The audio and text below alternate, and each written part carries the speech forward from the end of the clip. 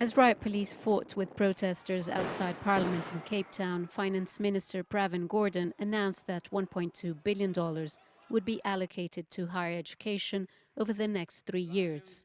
But students are disappointed with the amount and say their demands are not being addressed. For me, it's like putting a plaster on a broken leg. It's one of those instant solutions that they're trying to make students happy for now. But I mean, 17 billion, right? For 3 years, that's for me barely scratching the surface. That's not enough. Who is that 17 billion for?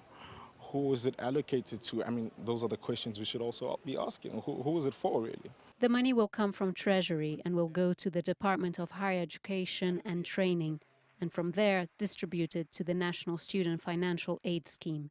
However, WIT's management doesn't believe it will be enough and are worried about more protests. It's not enough. We need more funds if we are to compete globally and be responsive locally.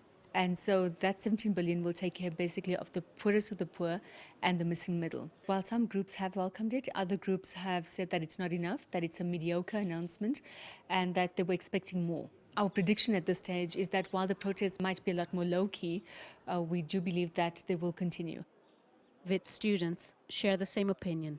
I honestly don't think it's going to make a difference. I think these kind of announcements are just made to shut people up and make us think that the state is doing something. So I don't think that the protests are going to go down because the stance of the students is they want free education now. So until we get that, I don't think the protests are going to stop. We want what we want, and they won't end until our goal is reached. Students don't believe the $1.2 billion allocated to the higher education problem is enough and believe government hasn't addressed their demands of free education.